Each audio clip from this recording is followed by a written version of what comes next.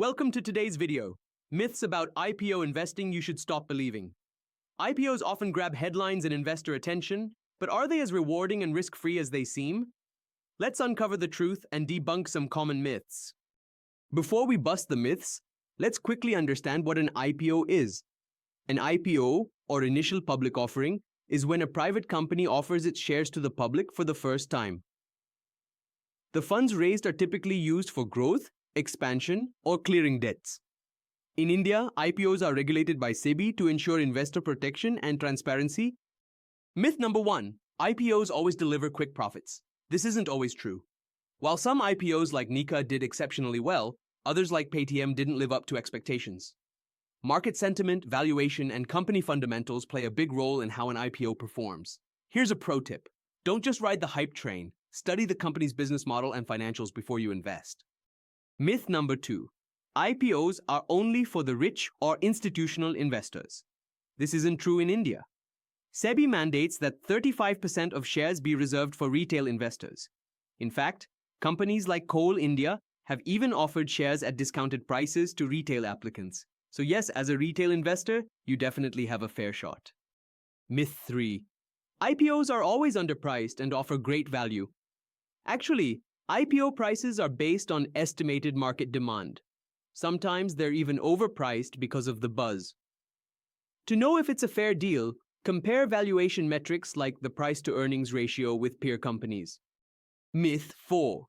IPOs are a safe way for beginners to start investing. The truth? IPOs carry risks like any other investment.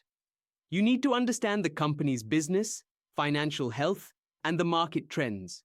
Even well-known brands like Paytm saw a price drop after listing. So, do your research. Myth 5. IPOs are the best way to invest in startups. Not all IPOs are from startups. Big traditional firms like LIC and HDFC AMC have gone public too. While startups can offer high growth, they also come with more risk. Evaluate their past performance and future plans before jumping in. Myth 6. You'll always get the shares you apply for. In reality, oversubscription is very common, especially for hyped IPOs. Retail investors get shares via a lottery system, so you may end up with zero allotment. To improve your chances, apply through multiple family demat accounts, but stay within the Rs 2 lakh retail limit per account. Myth 7. IPOs perform independently of the broader market. Not true. Bullish markets can boost IPO performance, while bearish markets may drag them down. Even global events or government policy changes can impact the outcome. Now that we've debunked the myths, here's how you can invest smartly in IPOs. Read the red herring prospectus. It holds key info on the company's business, risks, and how they'll use the IPO funds. Study the financials, revenue, debt, industry standing. Compare valuations with similar companies. And most importantly, focus on the long term, not just listing day gains.